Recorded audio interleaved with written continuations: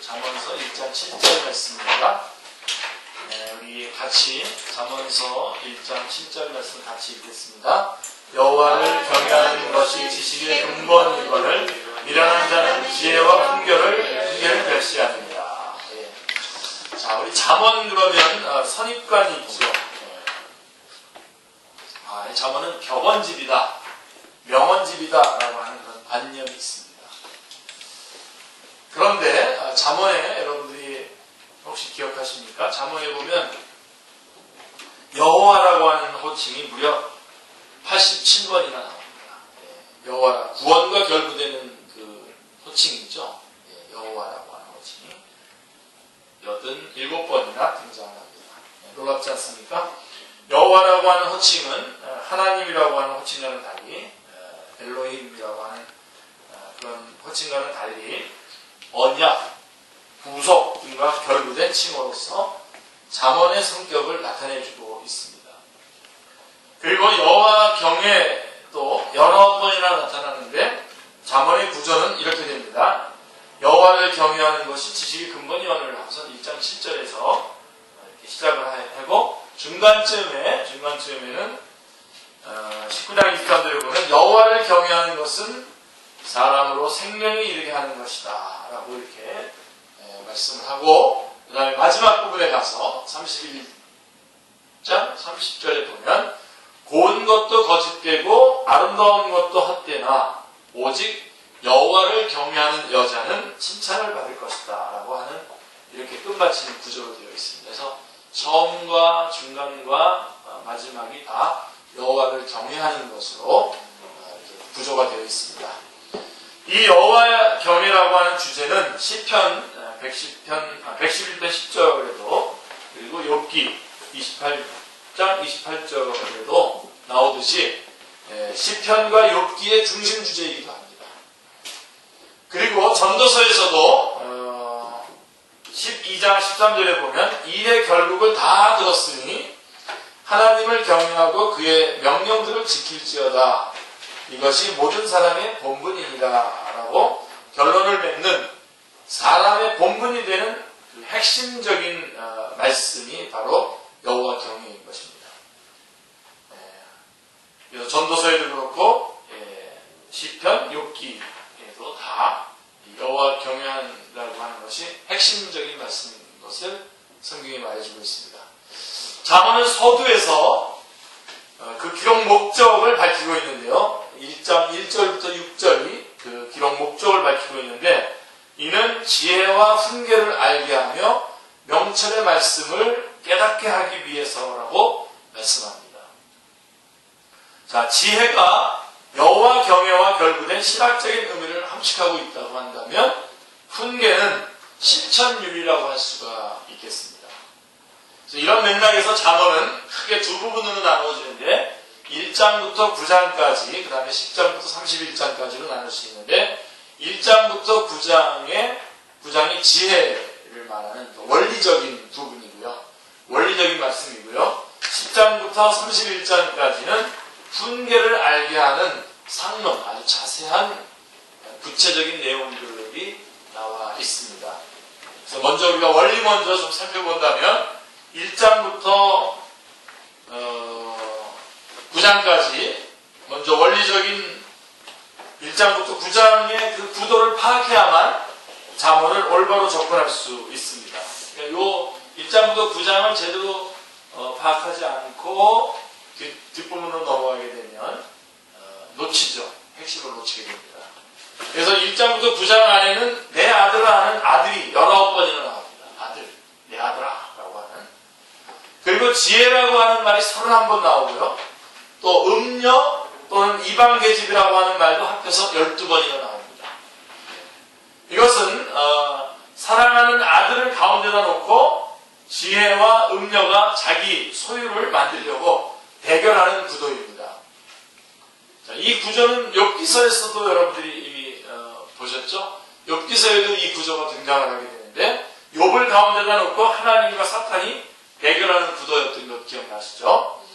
그리고 이런 영적 싸움은 에덴에서 시작해서 이제까지도 계속되고 있는 점에서 잠언이 우리에게 실제적인 적실성이 있는 것이라고 말할 수 있겠습니다. 현실적으로 도움이 되는 말씀이라고 하는 것입니다. 그래서 지혜가 길거리에서 부르며 광장에서 소리를 높이며 시끄러운 길목에서 소리를 지르며 성문 어귀와 성중에서 그 소리를 말하여 이르되 너희 어리석은 자들은 어리석음을 좋아하며 거만한 자들은 거만을 기뻐하며 미련한 자들은 지식을 미워하니 어느 때까지 하겠느냐. 나의 책망을 들고 돌이키라. 보라 내가 나의 영을 너희에게 부어주며 내 말을 너희에게 보이리라 하고 이렇게 1장 20절부터 23절에서 초청을 합니다. 초청을 해서 이 중간에 사랑하는 아들을 놓고 지혜와 음료, 그래서 지혜 쪽에서 초청을 하고요. 그런가 하면 음료 쪽에서도 9장 14절 17절 보면 조금 제가 중간에 요약을 해서 자기 집 문에 앉으며 성읍 높은 곳에 있는 자리에 앉아서 자기 길을 바로 가는 행인들을 불러 이르되 어리석은 자는 이리로 돌이키라. 도둑질한 누리 달고 몰래 먹는 떡이 맛이 있다 하는도다 하고 유혹을 합니다. 그러니까 음료도 유혹을 하고 또 지혜도 지혜는 또 초청을 하는 이러한 구도로 되어 있습니다.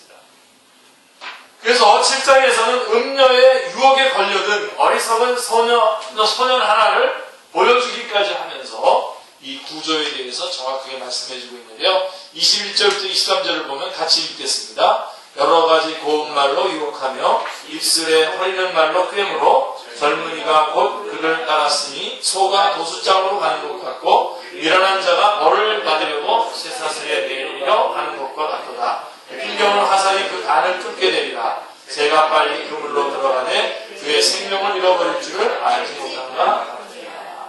바로 어리석은 소니까 다시 말해서 음료의 유혹에 걸려든 어리석은 소년의 이야기도 구체적으로 이렇게 적시해 놓고 있는 것을 보게 됩니다.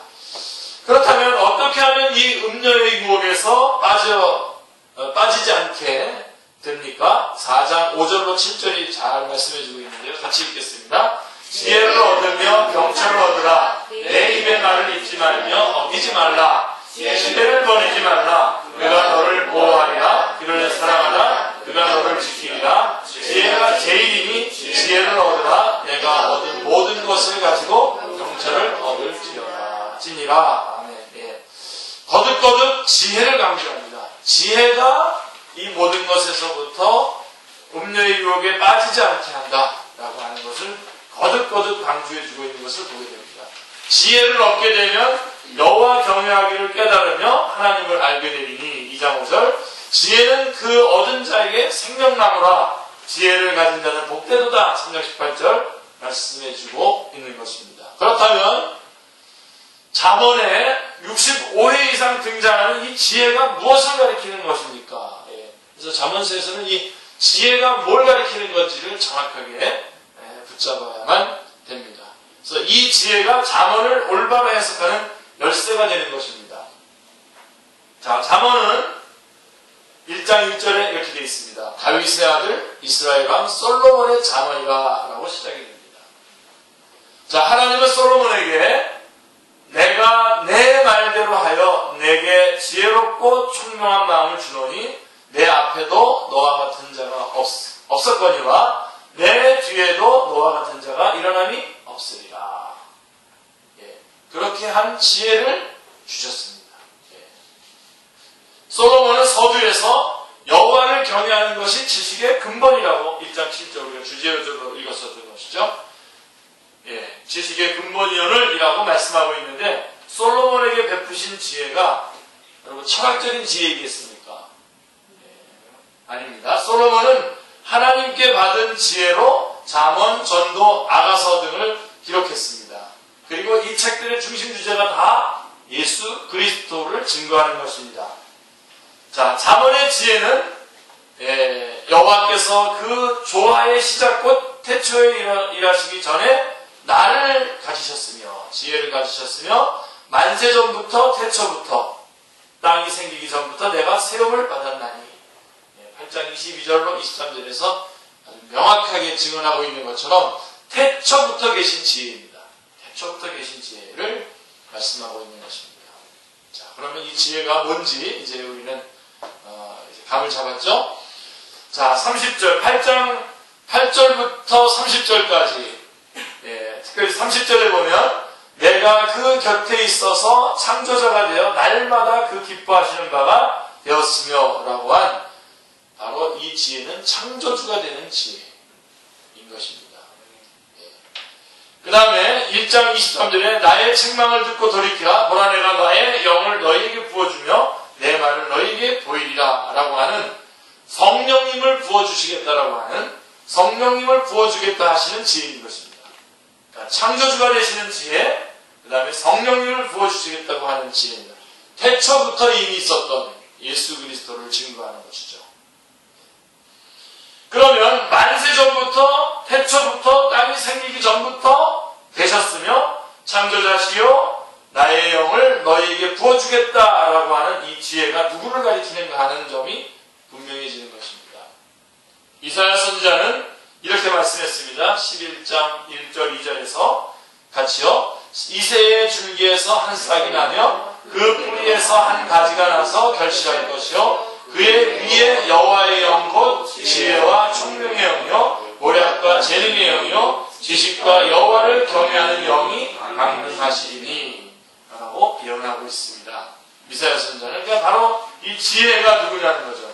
자, 이 예언이 누가복음 2장 40절에서 성취가 되죠. 누구에게서 성취됩니까? 예수 그리스도로 성취가 됩니다. 아이가 자라며 강하여지고 지혜가 충만하며 하나님의 은혜가 그에 위에 있더라. 분명하게 말씀해주고 있습니다. 이 점을 사도 바울은 이렇게 말씀하고 있습니다. 고린도전서 1장 24절에 그리스도는 하나님의 능력이요 하나님의 지혜이다. 아주 분명하게 증언하고 있습니다. 예수 그리스도가 바로 이 잠언서에서 말하는 지혜인 것입니다.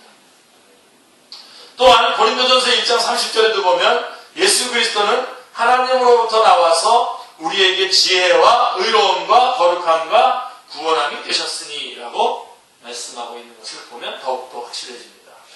자, 2장 6절 고린도전서 2장 6절 7절을 보면 그러므로 같이요 우리가 온전한 자들 중에서 지혜를 말하노니 이는 이 세상의 지혜가 아니요 또 이 세상에서 없어질 통치자들의 지혜도 아니요 오직 은밀한 가운데 있는 하나님의 지혜를 말하는 것으로서 곧 감춰졌던 것인데 하나님이 우리의 영광을 위하여 만세전에 미리 정하신 것이라. 누구를 말하는 겁니까? 예수 그리스도를 말하는 것입니다. 이런 맥락에서 잠언에서도 대저 그들의 구속자는 강하시니 라고 한 구속자와 인자와 진리로 인하여 죄악이 속하게 되고 라고 하는 그런 구속자에 대한 이야기, 그 다음에 속죄교리도 나와 있고요. 그 다음에 대저 나를 얻는 자는 생명을 얻고 여호와께 은총을 얻을 것임이니라 라고 한 영생과 또 나의 책망을 듣고 돌이키라 보라 내가 나의 영을 너희에게 부어주며 라고 한 성령님의 거듭남을 대하게 된다는 것은 이상한 일이 아니죠. 잠언서에 그러니까 구속자에 대한 말씀, 속죄교리, 영생, 그 다음에 성령님의 거듭남에 대해서 말씀해주고 있는 것입니다. 이건 절대로 특별하고 이상한 일이 아닙니다. 당연히 잠언서에도 여전히 이러한 내용들이 그대로 담겨져 있음을 말씀해주고 있는 것입니다. 그러므로 잠언에서도 나를 사랑하는 자들이 나의 사랑을 입으며 나를 간절히 찾는 자가 나를 만날 것이니라 8장 17절에서 말한 예수 그리스도를 만나야 하는 것입니다. 같은 맥락에서 이 잠언서를 통해서도 우리는 예수 그리스도를 전할 수 있어야 됩니다. 아멘. 자, 이런 맥락에서 잠언은 계속적으로 두 부류와 두 길을 대조해서 제시하고 있습니다. 의인의 길과 악인의 길이 대조되어 있고요. 4장 18절 19절 그 다음에 생명의 길과 사망의 길 2장 18절 19절이 대조가 되어 있고 의인의 집과 악인의 집 3장 33절에 대조되어 있습니다. 두 부류, 두 길의 대결이 극명하게 나타나는 곳이 바로 어디냐면 9장입니다. 1장부터 9장까지 상론이라고 본론이라고 했는데요. 자, 9장 1절로 14절에 보면 지혜가 그 집을 짓고 7 기둥을 다듬고 짐승을 잡으며 포도주를 혼합하여 상을 갖추고 그 다음에 3절에 자기의 여종을 보내어 성중 높은 곳에서 불러 이르기를 4절 어리석은 자는 이리로 돌이키라 하고 잔치에 초대하고 있습니다. 이는 주님의 천국잔치 비유를 연상케 하는 복음 초청인 것입니다. 그런가 하면 미련한 여인이 떠들며 어리석어서 아무것도 알지 못하고 자기 집 문에 앉으며 성원 높은 곳에 있는 자리에 앉아서 자기 길을 바로 가는 행인들을 불러 이르되 어리석은 자는 이리로 돌이키라. 또 지혜 없는 자에게 이르기를 도둑질한 물이 달고 몰래 먹는 떡이 맛이 있다라고 유혹을 합니다. 자, 이것은 그리고 9장은 오직 그 어리석은 자는 죽은 자들이 거기 있는 것과 그 객들이 쏠 깊은 곳에 있는 것을 알지 못한다라고 9장 18절에서 마치고 있는 것을 보게 됩니다. 그래서 9장에 이 대조가 되어 있고요. 그래서 1장부터 9장까지가 이제 원론적인 말씀입니다. 그리고 이제 10장부터 31장은 이제 상론, 이렇게 자세하게 쭉. 그래서 이처럼 1장부터 9장에 나타난 원론이 확고해야만 10장부터 31장이 말하는 상론에 충실할 수가 있는 것입니다. 자세한 설명이죠. 어찌하여 잠언들이 필요한 것입니까? 자, 유혹하는 음료가 있기 때문에 필요한 것입니다. 이 점을 신약성경에서는 이렇게 말씀하죠. 베드로전서 5장 8절 9절에 근신하라 깨어라 너희 대적 마귀가 우는 사자같이 두루다니며 삼킬 자를 찾나니 너희는 믿음을 굳게 하게 하여 그를 대적하라고 말씀하고 있는 것입니다.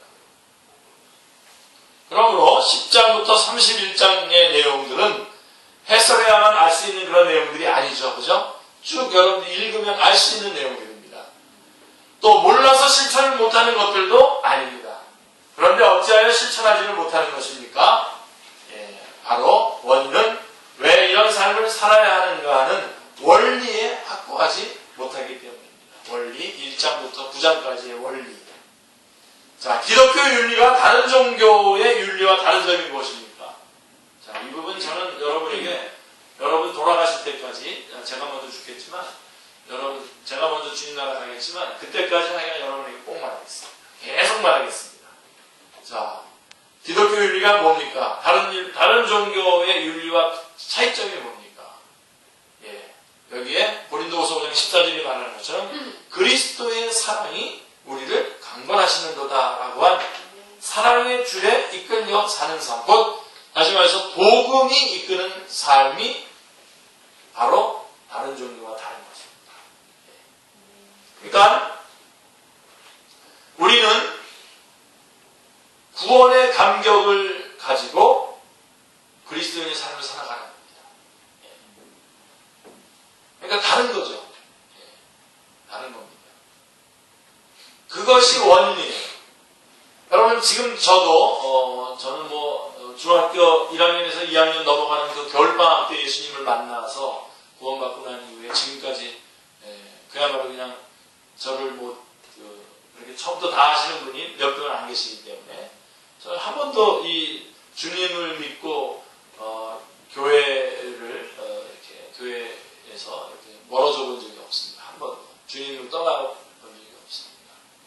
근데 그게 중간에 제가 무슨 어떤 능력이 테크닉이 생겼거나 능력이 생겨서 그런 것이 아니라 뭐죠? 구원의 감격 때문에 그렇습니다. 그럼 우리의 헌신도 어디서 결정된다고요? 우리의 헌신도 얼마나 우리가 아찔한 곳에서 얼마나 지금 영화로운 것으로 옮겼는가에 대한 그 감격, 그 구원의 감격 여하에 따라서 헌신의 정도도 결정이 되는 거죠. 그러니까 우리는 끊임없이 어디로 돌아가야 되냐면 끊임없이 우리의 그 첫사랑의 그 자리로 항상 돌아가서 출발하셔야 됩니다. 거기서부터 다시 출발해야 됩니다. 비록 우리가 지금 이 오후에 우리가 많이 피곤하고 힘든 시간이고 요 시간을 새로운 전환점으로 삼는다는 게 조금 의미 부여하기가 좀 여러분들이 좀 민망하시겠지만 한번 이렇게 해보십시다. 지금을 신앙의 원년으로, 지금 이 시간을 신앙의 원년으로 생각해요. 지금 처음 예수 믿은 사람이, 예수 믿었다 지금. 내가 지금 처음 예수 믿고 첫 시간이다 라고 생각하고 한번 출발해 보시기 바랍니다. 모든 게 다 다를 겁니다. 우리가 왜 참아야 됩니까? 우리의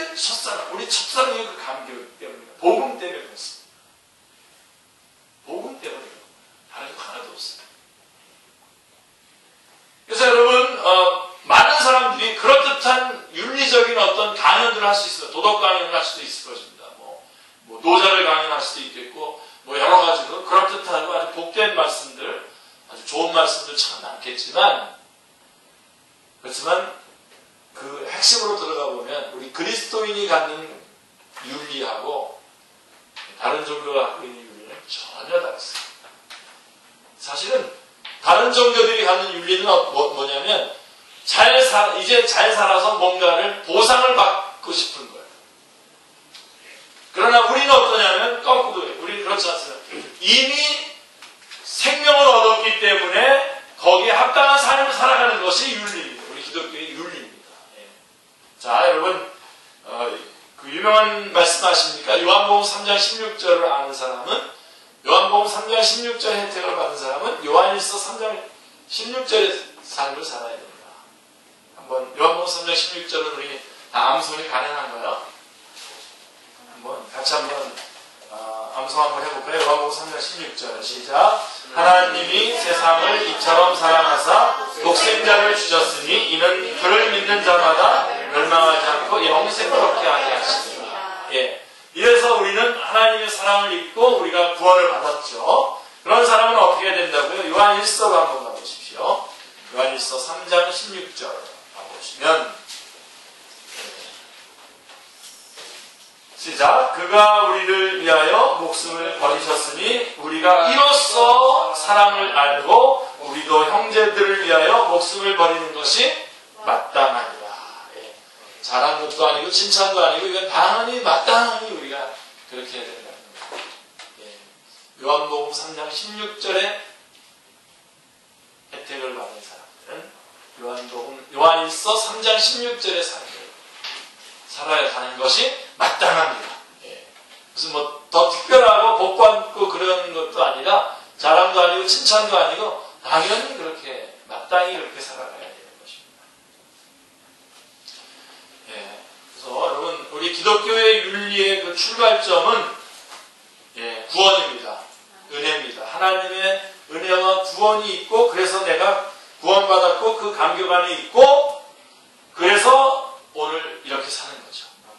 참기도 하고 기다리기도 하고 부지런을 떨기도 하고 또 내가 좋은 것들을 나누기도 하고 또 내 시간을 쪼개서 딴 사람을 위해서 중보도 하고 하는 이런 모든 것들이 다 그 근거가 어디에 있냐면 우리를 사랑하셨던 그 사랑이 있는 것입니다. 첫사랑의 감격. 그래서 우리는 항상 첫사랑의 감격으로 다시 돌아가야 됩니다. 그쪽으로 다시 돌아가셔서 오늘 이 시간이 신앙의 여러분의 원년이 되시길 바랍니다. 그래서 다시 한번 출발해 보십시오. 주님의 이름으로 부탁드립니다.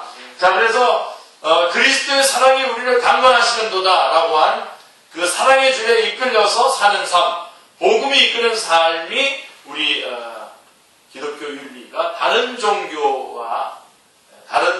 윤리와 다른 점입니다. 인과응보도 아니고요, 우리는. 그래서 뭔가 해서 이제는 예를 들면 여호와 증인들처럼 전도를 해야 그 다음에 14만 4천 명 안에 들어가는 걸 깎고 돌아가는 게 아니라 우리는 구원받은 감격으로 살아가는 거예요. 1만 달란트 탕감받았기에 우리는 얼마든지 다 탕감해 줄 수 있는 겁니다. 우리가 다른 사람에게 받을 빚은 없습니다. 하나님께서 우리의 모든 빚을 다 탕감해 주셨기 때문에 그렇습니다. 그게 우리 기독교 윤리의 기본입니다. 자, 잠언은 근 3000년 전에 주어진 말씀들입니다. 이 잠언이 신약의 성도들에게는 어떻게 적용이 되어야 하는가 하는 적용의 문제입니다.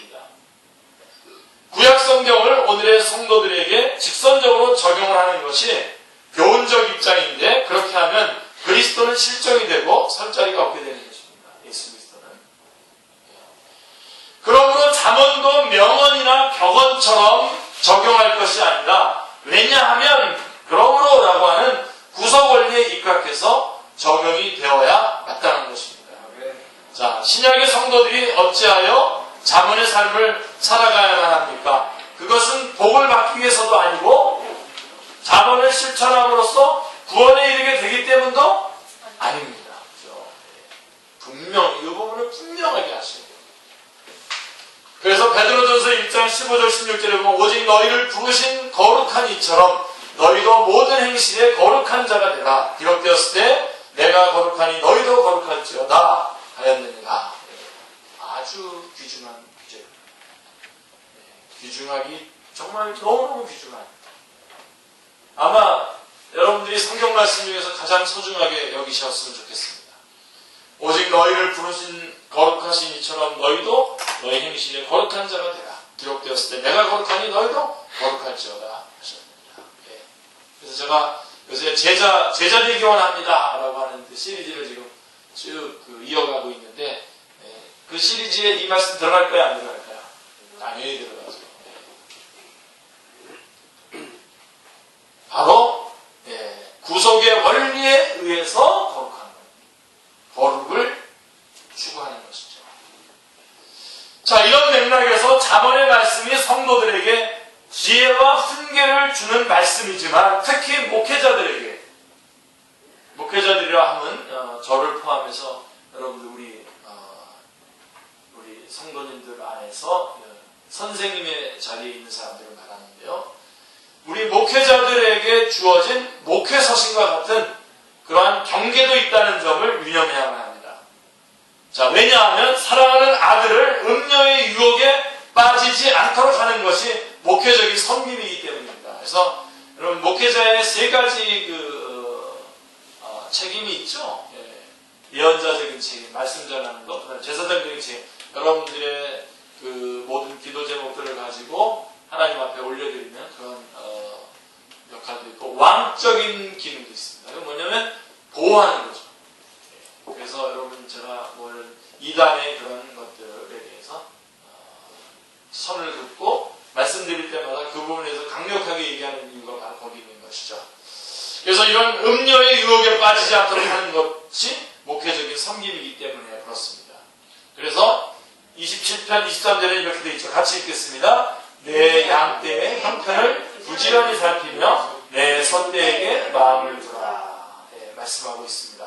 이런 경우 사도 바울은 하나님께서 어찌 소들을 위하여 염려하심이냐, 전혀 우리를 위하여 말씀하심이 아니냐라고 고린도전서 9장 9절에서 말씀하고 있는 것을 보게 됩니다. 그러므로 충성된 사자는 그를 보낸 이에게 마치 추수하는 날의 얼음 냉수 같아서 능히 그 주인의 마음을 시원케 하느니라. 25장 13절, 악한 사자는 재앙에 빠져도 충성된 사신은 양약이 되느니라. 13장 17절. 그래서 충성된 종에 대해서도 거듭거듭 말씀하고 있는 것을 보게 됩니다. 또한 먼 땅에서 오는 좋은 기별은 목마른 사람에게 냉수 같으니라 라고 25장 25절은 말씀하고 있는 것입니다. 자, 목회자란 보냄을 받은 사신들입니다. 참으로 충성된 사신들이 되어서 좋은 기별을 전해드림으로 주님의 마음을 시원케 해드려야 하겠습니다. 아멘. 반면에 24장 30절 32절은 내가 게으른 자의 발과 지혜 없는 자의 포도원을 지나며 본즉 가시덤불이 그 전부에 퍼졌으며 그 지면이 거친 풀로 덮였고 돌담이 무너져 있기로 내가 보고 생각이 깊었다고 말씀하고 있습니다. 우리의 포도원이 이와 같지 않기를 바랍니다. 자, 그래서 10장 26절에 보면 게으른 자는 그 부리는 사람에게 마치 이에 초와 같고 눈에 연기 같으니라 라고 말씀합니다. 주님은 딸한테 비유해서 이와 같은 종을 게으르고 악한 종이라고 말씀하고 계십니다. 잠언은 의외로 이렇게 결론을 맺고 있죠. 누가 현숙한 여인을 찾아 얻겠느냐 하고 현숙한 아내라고 하는 주제로 마치고 있습니다. 물론 이건 정말로 현숙한 여인에 대한 말씀이기도 합니다만 이것은 그리스도인의 일꾼들에 대한 말씀인 것입니다. 자, 그런데 이 현숙한 여인이 하고 있는 것들을 주목해보면 부지런히 손으로 일하며 밤이 새기 전에 일어나서 그 집 사람에게 식물을 나눠주며 일을 정하여 맡기며 31편 15절 그 다음에 궁핍한 자를 위하여 손을 내밀며 다 목회자들이 하는 섬김의 모습이 잘 나와 있는 것을 보게 됩니다. 그리하여 잠언은 고운 것도 거짓되고 아름다운 것도 헛되나 오직 여호와를 경외하는 여자는 칭찬을 받을 것이다 라고 31장 30절 마치고 있는 것입니다. 잠언을 통해서 우선적으로 선생된 우리들이 현숙한 그리스도의 신부가 되어야 하겠습니다. 아멘. 그래서 우리 잠언서를 통해서도 우리는 예수 그리스도를 만나고 잠언서를 통해서도 여전히 우리는 복음을 전하는 자들이 되어야 합니다. 그리고 지난날에 이 말씀을 통해서 구속의 역사를 이루었던 우리 신앙의 선배들, 그 강력한 구속사의 역사를 감당해 나가다가 주님께로 다 돌아갔습니다. 그리고 그러나 그들 안에 역사하셨던 성령님은 지금 오늘 우리 안에 계십니다. 그래서 이 구속의 역사를 우리는 끊임없이 계속해서 바톤을 이어받아서 우리가 감당해야 합니다.